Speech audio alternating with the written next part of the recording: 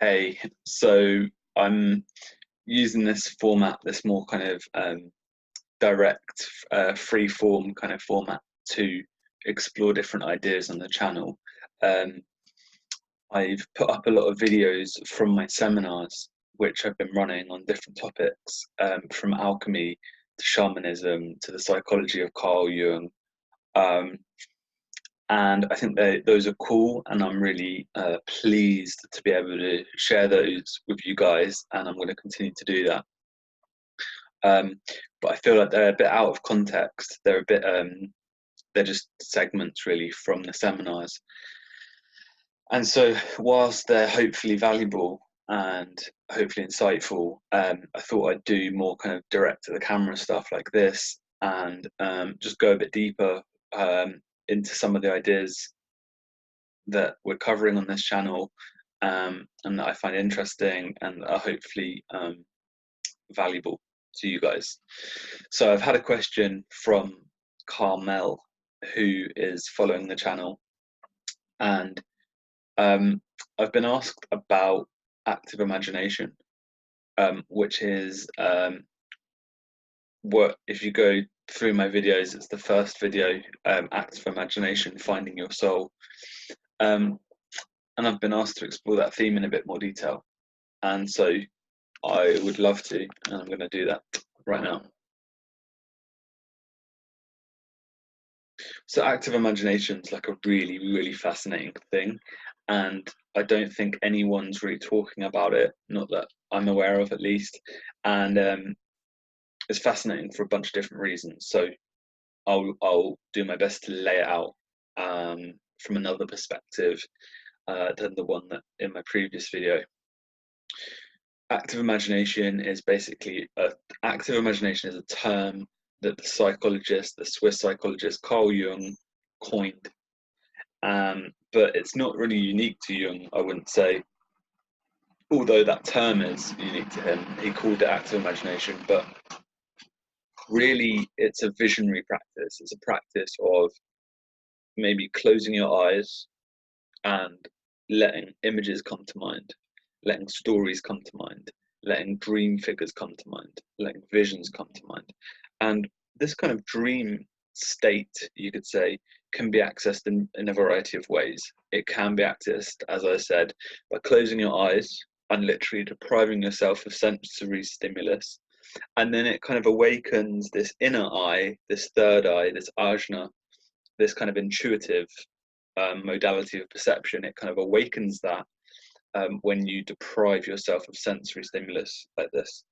But it's also, so that's one way you can access active imaginations. I'm going all over the place. That's one way you can access visionary states, by closing your eyes, maybe putting on some cool music, and getting quiet and letting dreams come to mind. You could use a symbol or an image as the focus point to enter into the imagination. So you could find a piece of art, or a particular idea, a particular person in your life, a particular animal that calls to you, just any idea really, or just like a motif from a recent dream that you remember a fragment of it, but you don't remember the whole dream. All of these things can be like objects, say, that you can use as a doorway, say, into further dream states. So you take the image, you close your eyes, deprive yourself of sensory stimulus, and you meditate on the image. And then what happens is that you allow your imagination to populate the image with associations. And what will happen is, with time and with attention, and if you're quiet, the image will respond to you. It will dynamically move, it will shift, it will transform. It will take you in wildly different places within your own soul. And you can just follow that, really, like just like an observer, just like a tourist or an adventurer. And you're just there. You're in this place called the imagination. and it moves and it's alive and it's dynamic, and the image might take you places, it might tell you things you don't want to hear, it might stimulate new images and new forms, new dream forms. And what will happen is you'll get different narratives, different stories, different sequences of images pop up in your imagination. Then what I do is you can have that visionary experience literally indefinitely, like it's a world, like not joking, not being speculative or woo woo. Like the imagination is literally a world, like it's a world within you. Right, just because you don't use your eyes to perceive it, just because you don't use like these external senses to perceive it, doesn't mean it's not real. It's real. It's just we use a different like modality of perception to see it. And so I'm going all over the place, but you know, Jung coined the term active imagination, but he in turn, I would situate Jung in the shamanic or alchemical tradition. So the shamanic practices, which go back to a long time, like really ancient religious visionary practices, the shamans are masters of ecstasy, and the shamans are really visionaries, and they are masters at using fire as an object of contemplation, or fasting to enter an ecstatic state, or psychedelic agents like mushrooms or ayahuasca to stimulate this visionary state and to heighten their perception of the inner world. So the shamanic traditions really in South America, in North Asia, just really across the world, for eons, for thousands of years, have understood what Jung would call active imagination, in the sense that they would enter into dream states, psychedelic states or dream states, and in those dream states they would see the jaguar, or they would see the great eagle, and these strong images and visions and ancestral spirits would come to them, and they would be in this trance state, and they would receive messages from the mother of the forest. They would receive messages from the great eagle, which flies high. Like these images and these myths and these spirits, basically, are living within them, within their soul, and the shaman is able to get on a magic carpet, so to speak, which is the imagination, and they are able to enter into the imagination through the use of psychedelics, or through the use of trance, ecstatic trance, drumming, singing, circling around the fire, or fasting, or, as I just mentioned to you, it could be as simple as going into a cave, closing your eyes, you know, getting quiet and allowing the images to come up, allowing the imagination to have a voice. Because really, I don't want to get hung up on whether psychedelics are the route into the dream space, or whether this route or that route is the way in. These are all kind of external roads that lead to the door. But like, let me be clear, the door is the imagination, and each human being is blessed with the gift of imagination. People might not think they're imaginative or might not think they're creative, but I disagree with that. I think that the imagination is a potential which each human being has access to by virtue of having a mind. Okay, by being human, you have an imagination which can supply you with a literal, endless array of images, symbols, meanings, and stories. They all just come up from within if you let it, really, and if you create the space to hear the voice of your soul. All over the place. So the shamanic tradition, the ancient shamanic tradition, this then in ancient Hellenic Egypt, in Alexandria, with people like Zosimus of Panopolis, and Maria the prophetess, these ancient alchemists in think it was the 3rd century AD kind of time, these people were bringing forth the shamanic rite, these early alchemists, and their alchemy moved through medieval Europe and through the Middle East. Jabir was a famous alchemist in the Middle East who invented chemistry in many ways. He really contributed to the development of chemistry. And then you've got like Roger Bacon. You've got what happened in the Renaissance with Marsilio Ficino and Giovanni Pico di Mirandola, these Renaissance magicians who were bringing forth the Hermetic knowledge. Hermes Trismegistus is really the quintessential alchemist, because all of alchemy is alchemy is known as the Hermetic art. And so the Renaissance scholars like Ficino and Di Mirandola,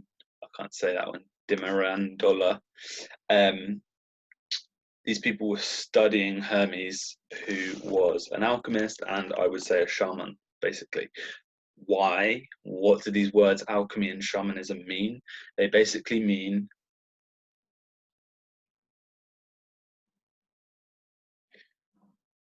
I would say like the art of dreaming, something like that. The art of dreaming, or the art of voyaging into dream space, or the art of psychedelic exploration. And by psychedelic, I mean soul revealing, which is what psychedelia means in Greek. Soul revealing exploration, masters of the soul. And so the alchemists and the shamans, the stuff that they work with really are dreams. And dreams are empirical psychological data. And this is what Jung, the great psychologist, I think the greatest psychologist of the 20th century, for sure, his stuff, the stuff he worked with, was dreams too. Following Freud's interpretation of dreams, he was working with patients to look at their dreams. Let's have a look at your dreams. Let's have a look at this material which is spontaneously surfacing from the unconscious. That's what Jung calls it, the unconscious, right? You know, shamans and alchemists will call it soul.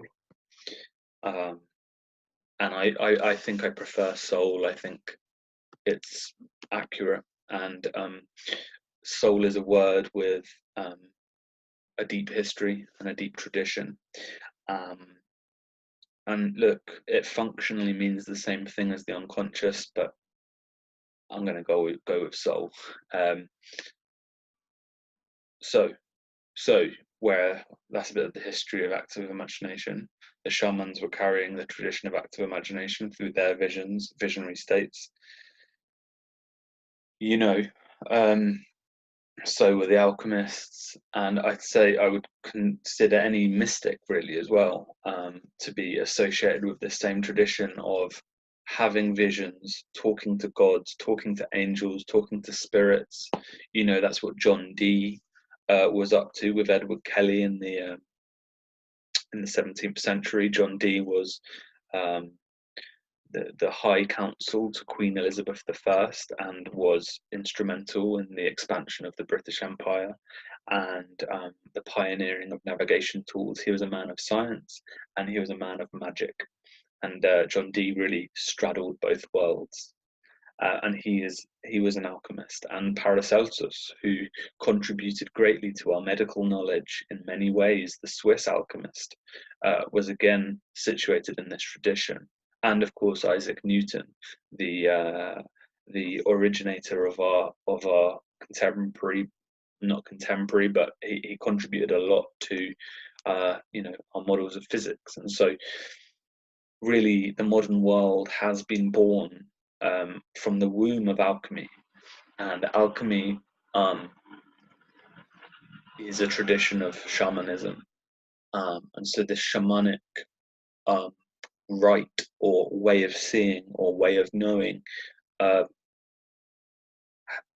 has been and instrumental to the development of the modern world, which is to say that dreams are powerful and visions are powerful and the images of the imagination are powerful. And if we attend to them and attend to them within and bring them forth without, then this is a form of magic. This is the mystery of creation itself. Creation is not, it's not mysterious to me. Any simple act of creation and creativity is born of the unconscious, is born of the soul.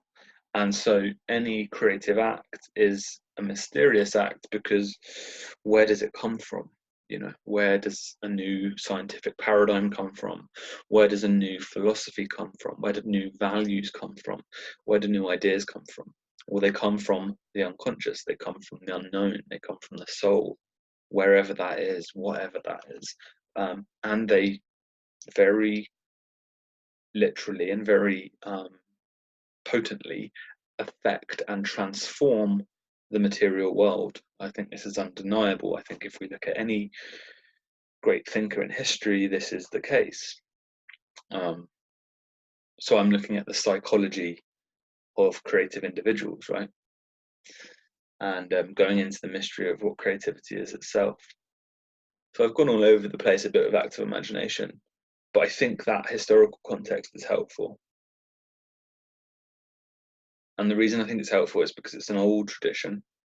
It's old, it's a tradition, it's a cultural tradition, it's part of your history as a human being, is to understand that our forefathers and our ancestors, our mother's mother's mother's mother, and our father's father's father's father, these ancestral spirits who have given us life, they understood in this way, in this shamanic, or as Anne Baring calls it, this lunar way of knowing. They were sensitive to the unconscious. They were sensitive to their dream life, and they heeded the dream as something sacred. That's really the point. That's what the shaman, the alchemist, and Carl Jung have in common, is they heed the dream as if it is sacred. They treat the dream as sacred. And this brings me back now to the kind of practical element of how this can add value to you and how you can do things and explore your mind and explore your soul and explore your psyche in a very fascinating way and in a very powerful way. And that is for you to understand that the dream is sacred. And what I mean by that is that what the images and the stories and the associations and the intuitions that do and will spontaneously generate themselves if you just let your mind be. These things are psychological data points of worth, of value, and of the utmost value if you wish to live an authentic life, if you wish to find your purpose, if you wish to find yourself, if you want to find yourself, your soul, your deepest intent, the will of your heart, the why you are here, your dharma, your Tao. If you want to find that raison d'etre for your life, that deep intent, that deep purpose, that deep meaning, that core of self. And I think we all do want to find that. I think that's Viktor Frankl's point in Man's Search for Meaning, the survivor of Auschwitz. Why did some people survive Auschwitz and others not? Viktor Frankl contends that a key differentiator was the meaning and this deep need for meaning that human beings have. And Viktor Frankl considered, Freud thought that pleasure was the highest drive of life. Nietzsche thought it was power. Viktor Frankl thought it was meaning. And I think Jung thought it was meaning too, and I agree. And meaning is a subtle thing, and meaning is a unique thing. And meaning is not something you're going to find in a book. You're not going to find it in a teacher. I'm not going to tell you. I'm not going to be able to give you meaning. You're not going to find it in the world out here. You're going to find it within you. You're going to have to search for your star. And this is the alchemical understanding, is that within you is a star of light, and you can find it. And the way to find it and the way to tune into it is through the dream. And so the dream is a doorway into the soul. And it's unique to you. And that's why we want to start teasing out our dreams and understanding the tapestry of our dreams. And the more acquainted we become with the tapestry of our dreams, the more we can follow that thread, whichever way it weaves back to ourselves. So I've meandered somewhat in this one. But what is active imagination? Well, there's two words in active imagination. One is imagination, which is just a whole conversation in itself. Imagination. Yes, the dream is sacred. The imagination is sacred. Imagination is the font, the fountain, the generator of all creativity and all new ideas and all new forms. They flow from the eternal, divine, inspired imagination. That is where creativity comes from. So imagination is what we're going to go into, and it's active. Why is it active? Because you want to think that the imagination is unconscious. You could call it the unconscious or the soul. And what the unconscious or the soul is the place where ideas come from. Okay, so you just have an intuition, you have a hunch, you have a gut feeling. It's not entirely clear to you, it's not entirely articulated yet, but there's just this thing, right, that needs to be explored, this place you need to go to, this feeling you have, this idea you have, this dream, this recurrent image or something like that, right? That's all the imagination. That's all the unconscious. Now, the active part is interesting because here's the imagination, and then the active part is your rational, or what Jung will call like the conscious ego. So it's really what we're trying to do here is marry the unconscious substructure of your soul with the conscious articulated element of your will, which is your ego.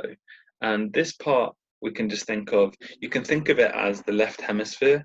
So your will is your intention, the prefrontal lobes, your intent, your ability to set plans and say, I am this, I'm going to go achieve this, this is who I am, this is the story I tell myself, like this is who I am, like what's visible, what's conscious, what's intentional, what's willed.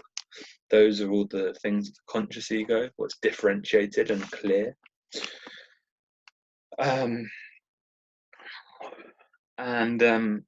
You could associate that with the left hemisphere of the brain, and then you could associate the creative, open, intuitive, free-flowing, unconscious element as the right hemisphere of the brain. I'm just going to offer that to you, and then what we're looking for is a unity between these hemispheres, because they're both different in many ways, and they're paradoxical and asymmetrical and at odds with each other in many ways because they have different intentions and different agendas. But what if we sunk them up like this? What if they could unify? What if they could sync? What if they could synchronize? What if they could come together? What if they could interconnect? Well, that's the alchemical dream. The alchemical dream is about the marriage of Sol, the king, the solar energy, the conscious intention, the will, the left brain, and the queen, the lunar energy, the imagination, the soul. And yeah, that's the alchemical dream. And so active imagination captures the quintessence of the alchemical dream, and active imagination is a process, really, which is at the heart of shamanism, and is at the heart of alchemy, and is at the heart of all creation. And it's a dialogue, it's a conversation, it's a flow of information between the left hemisphere and the right hemisphere, or the conscious will and ego and the unconscious soul. And images come up from the unconscious soul, and the conscious ego is processing them, attending to them, integrating them, learning about them, becoming informed by them, maybe even questioning them, maybe saying, why have you come to me? To a particular image. Let's say you get a dream of an eagle, and that's the image. Oh, eagle, why have you come to me? And maybe the eagle will fly you somewhere, and a new world will open up, and maybe new characters and new meanings will emerge from that. And maybe it doesn't make much sense to you, and the eagle speaks in a paradoxical, strange, imagistic, and symbolic language. Maybe it just feels like lunacy to be asking an eagle that I'm imagining why it has come to me. Yes, maybe it feels a bit mad. Um, but really, by following the eagle and understanding, as I pointed out before, that, what did I say? Dreams are sacred. That's the alchemical understanding, the shamanic understanding, and that's the understanding Jung took. Let's just assume that, okay? That's the axiom, that's the basic predicate, the basic assumption, the basic idea we need to grant to get into this world of active imagination. If you don't think dreams are sacred, then this whole world shuts down and you're not able to explore this area. That's a whole other conversation, right? Because I think dreams have become desacralized, and people do consider dreams as just your imagination. In a thoroughly materialized and rationalistic and empirical worldview, dreams don't factor into anything. You can't empirically test dreams. You can't peer review dreams, you know? So science really has no interest in dreams. And to the extent that your mentality is imbued with the assumptions of a scientific empirical paradigm, then this whole video is going to make no sense to you, and you all of this psychological data information, which it is, it's just going to be unavailable to you because it's outside of your value horizon. You don't understand, you don't see why you should explore it, and therefore you don't, and therefore your rational mind is out of sync with your soul, and that is really the problem. That's the problem. That's what causes alienation, dissociation, all of these kind of well, it's what primitives call loss of soul. It's a real fragmentation of the psyche, and it's a state of being out of harmony with oneself. It's not a good place to be for yourself or for the world. But anyway, so you're talking to the eagle, so you get this eagle dream, and then you ask it, where do you want to go, Mr. Eagle? Where do you want to take me? Or like, what messages do you have for me? And it could be an eagle, it could be a king, it could be a wise wizard, it could be a fairy, it could be a gnome, these fairy tale images. It could be a great queen. It could be a princess. It could be a warrior. It could be anything. Because the imagination is boundless. And the imagination offers us many images to contemplate, and calls to us from many corners of the psyche. And one of those things is going to interest you, and you can go and pursue that image. Anyway, the point is that the assumption is that we can dialogue and exchange information with these spirits, these dynamic principles within the psyche, the eagle, the queen, the king, the different images. They have a dynamic, energetic potential that they're alive. That's another assumption. So dreams are sacred and dreams are alive. This is the shamanic, alchemical, and Jungian assumption. Dreams are sacred, dreams are alive, and dreams have information for the conscious ego. And if that conscious, let me just lay out the argument. These are basically like 4 basic assumptions. Dreams are sacred, dreams are alive, dreams have messages for the conscious ego, for the conscious mind, for you. They have messages for you. Dreams are sacred. Dreams are alive. Dreams have messages for you.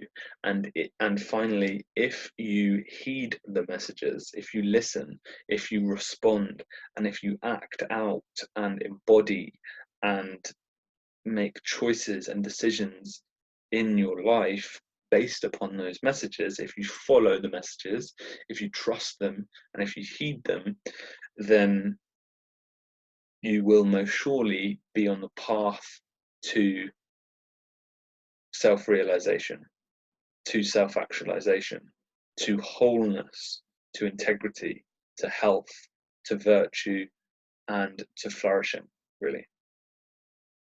To the good life that your soul has in store for you. That's the basic argument, and that's really the value of active imagination, is that active imagination can and will lead you onto the narrow road of your own soul, and yeah, that's really the value of it. And so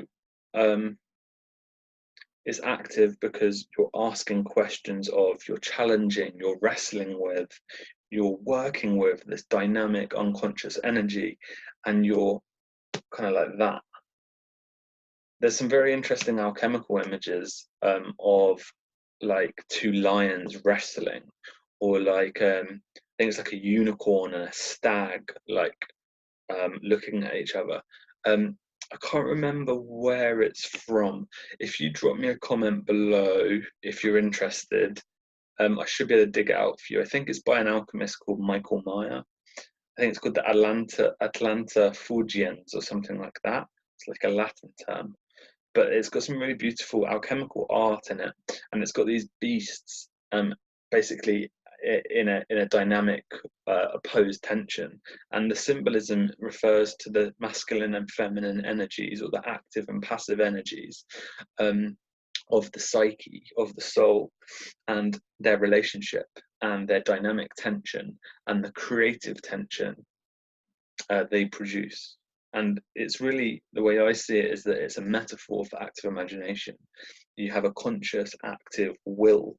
You invoke the images, you ask a question, you seek something, you seek knowledge of self, you seek purpose, you seek a solution to an inner situation. And then the images respond, the dreams respond, the stories come, the symbols come.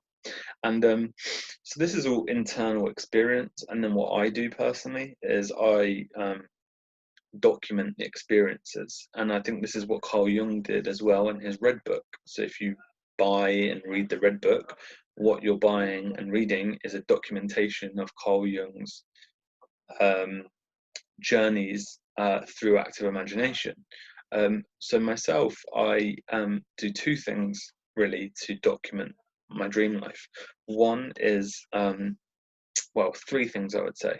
One is to write with a pen, and you just basically go into this visionary state. You have this crazy dream, lucid dream, awake dream, right? Active imagination, lucid, clear, active, and you have this dream sequence, and then you come out of it and you're like, you just start writing. You start as irrational and unfiltered and pure and raw as you can go.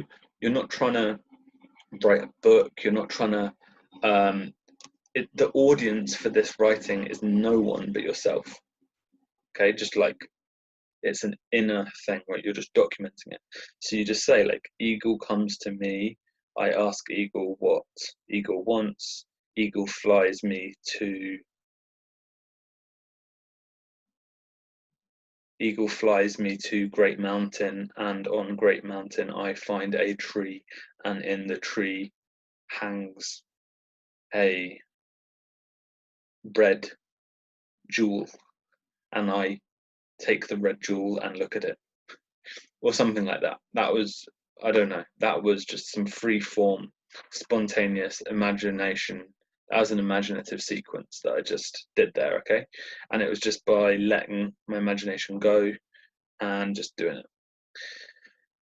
And so you document it, and now you've made it clear, and you've actively engaged with the information, and you've migrated the dream from this unconscious kind of like vague thing into a more clear, intentional story structure, into a narrative. And then within that, you've got all these different ideas, right? The mountain, the journey to the mountain, the eagle, what's the meaning of the eagle, what's the meaning of the mountain, what's the meaning of the tree on the mountain, what's the meaning of the red jewel, what does the red jewel mean for me?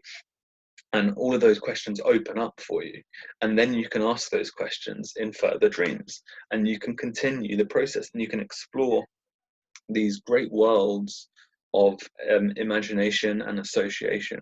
And it is really the world of your soul. It is the world of the primitive psyche, the unconscious, spontaneous, revelatory, dreamlike, imaginative substructure of your mind, substructure of your thought.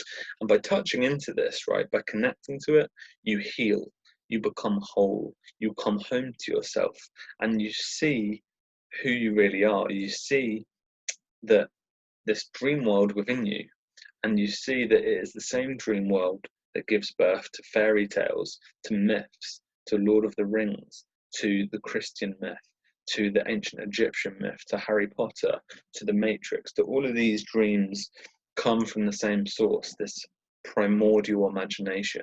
It's within you, and it's within the collective. And that's what Jung meant by the collective unconscious, because by going into your own soul, you see the strange and yet obvious affinity between yourself and the stories of old. If you dream of a gnome and the gnome takes you underground and it shows you something, then you understand European folklore, and you understand that these people were talking about certain psychological realities. Gnomes, fairies, dragons, these things are real, but they're real in a sense, in a psychological sense, in a well, that's it really. They're real in a psychological sense. It doesn't mean that they're not. They have import, and they have information, and they have power, and they have meaning for you if you consider them sacred and pay them the respect of attending to them and asking them questions, treating them as real and invoking them. And this dialogical so I've gone everywhere. Sorry, it's a bit of a chaotic video. So the dreams, you do the dreams, you document it through writing, or you document it through images. So I've got some images on my wall. Oh, that's my, where's my, let me just get the camera. There you go. So those are some dream images. And I could go into an analysis of them, but I don't know if that's going to bring you the most value. But if you guys are interested, I'd be happy to do that in a future video. I mean, yeah, look, they're pieces of art, you know, they're dreams, they're pieces of art. And the point is that by engaging in creative, imaginative, dream invoking processes and understanding the reality of the psyche, and by bringing up from the unconscious images and symbols, it renews psychic life, and it connects the conscious mind, the rational mind, the ego, to the soul, to the unconscious, to the irrational. It connects rationality to the irrational, and by uniting those principles, one becomes whole, one becomes united, one becomes at peace and at harmony with oneself. So yeah, document it through writing, document it through drawing. And for me, where I'm at the moment is I'm creating seminars, and I've been creating seminars for the past few years, and that's really my gift and my creative work and my deepest creative intent. And the seminars are like dreams, and this video is like a dream. And so for me, creative work now has become my active imagination, because it's really the same process of feeling into what kind of video am I going to make today, what do I want to say, what message is in the deep of my heart, and how can I make it articulate, clear, rational, comprehensible, structured, orderly. How can I make the chaos ordered? And by ordering the chaos, you have a chaotic element and you have an orderly element, and between those is a harmony. It's not entirely orderly, it's not entirely chaotic, it's in between. That's what the yin yang symbol means. And that's basically the fundamental psychological principle contained in the alchemical work, and they call it the coincidentia oppositorum. The coincidence of the opposites, the coincidence of rationality and irrationality, the coincidence of order and chaos, the coincidence of meaning and meaninglessness, the coincidence of light and dark, clarity and obscurity. You see? Maybe you see, maybe you don't see. There's a lot in this video I've said that's a bit off the wall and a bit mad, and I'm completely at peace with that. And hopefully there's a lot in this video that I've said that's not off the wall and quite understandable and pragmatic. And hopefully the meaning of this video is right here in the center, balanced between the opposites. Going into these chaotic worlds of like fairy tales and saying that gnomes and fairies are real. It's like, all right, Sam, getting a bit crazy there. But then also going into like the left hemisphere and the right hemisphere, and how it actually links to our neurology, and how it's just a matter of balance. And you know, the point is that there's opposites within the world, and that to harmonize opposites is really where we find meaning. So how have I done with active imagination? Yeah, so I'd say the basic point of the whole video is that active imagination is an experience based on a visionary state, which the shamans, the alchemists, the mystics, and Carl Jung and his school, all of these traditions had access and had as their center the visionary, ecstatic state, the visionary state, the dream state, the imaginative state.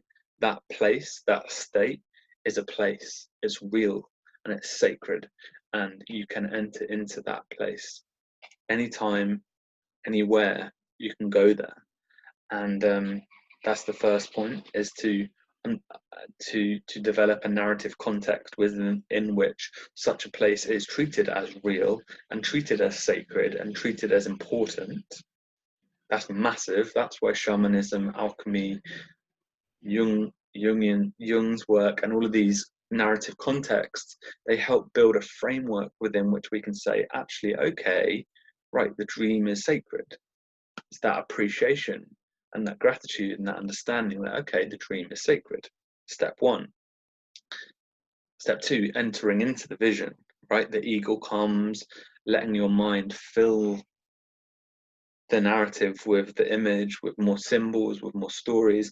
It will be crazy, it will be chaotic, it will be unconscious, it will be spontaneous, it will be creative, and you might not understand what it means for weeks, for months, for years. Jung himself commented on this, that he would have dreams that he took years and years to figure out. Maybe some of them he didn't even figure out, you know.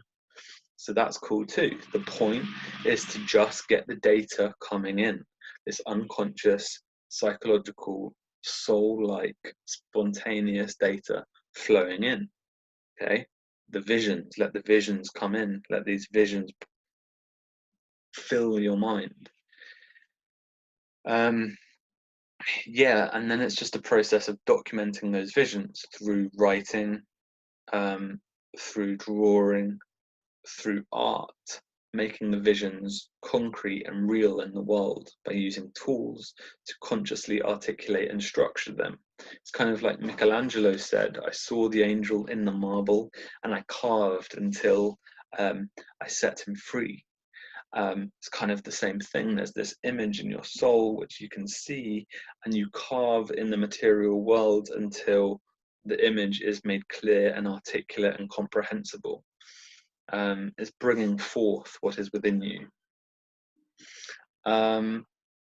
Yeah, and then through that whole process, by attending to your dreams and by assimilating the information and by beginning to understand the meaning of the dreams, and to appreciate them and to work with them as guides,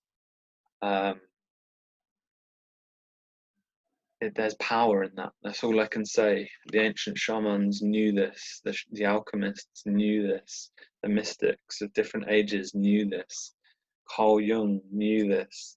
This is an ancient wisdom. Dreams are messages from another world, and if we attend to them, if we pay attention to them, if we learn from them and we treat them as sacred teachers, then it can enrich our lives in ways that are just inexplicable. They are just miraculous. They are just magical. I don't have a better vocabulary for the experience than those words, really.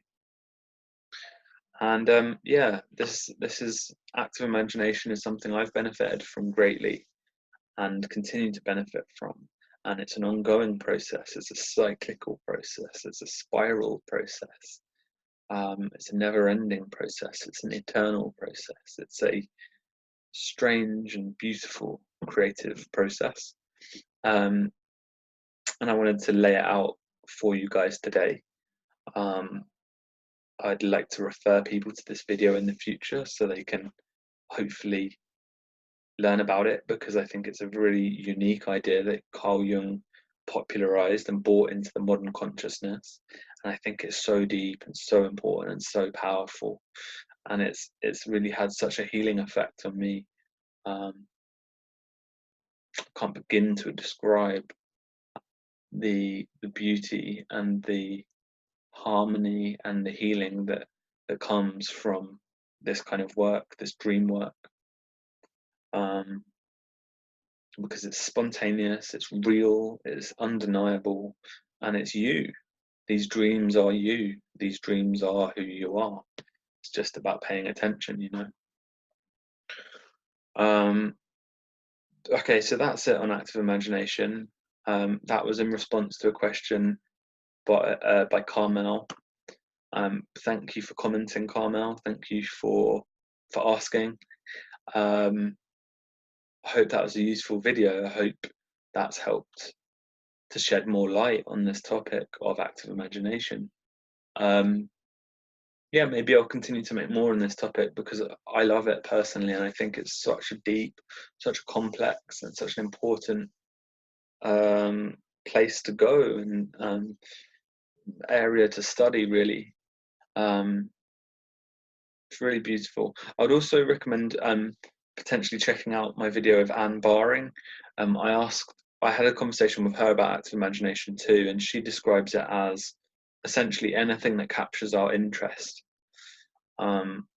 which I really love that definition. So we kind of get into how maybe you don't need to go into visionary dream states and draw and write and, you know, be creative in that way. Like, that's my process. That's the process. That's the way I've come to it. That's the way Carl Jung came to it. But is that how every human being comes to it? I'm not so sure that that's the case. And I think Anne really offered a beautiful, very insightful, very just an amazing perspective on it. And she was kind of saying that, you know, it depends on your personality, and some people don't need to go into this kind of mystical world to appreciate active imagination. Maybe for them it's just they love to cook, and cooking captures their interest, and then therefore they cook, or they love to raise their children and they love to build their family, and that captures their interest and they follow their heart. So really, for Anne, I think active imagination is about listening to and following your heart. And that's the message I wanted to communicate in this video too. I think all of the ways that I've laid out are just methods that I've used to follow my heart, and I think there's power in them. I really do, and I recommend them. But I think Anne offers a beautiful perspective too, because maybe you don't have to go that way, you don't have to use those tools, but it's really about learning to listen to your heart, however you do that, whether you go out into nature, whether you get quiet and go into a visionary state, whether you, whatever you do, listening and then following. That's basically it. Yeah, hopefully that was really helpful. Like I'm trying my best to articulate these things, and hopefully it's valuable. And if there's any improvements I can make, I'd love to hear them. If there's any other topics that you guys are curious about, I'd love to hear that too. Yeah, but until next time, until I put something up again, thanks for listening, really appreciate it. And yeah, put any comments you have below, and if this is your first time to the channel and you enjoyed the content, please do subscribe below as well. Thanks a lot.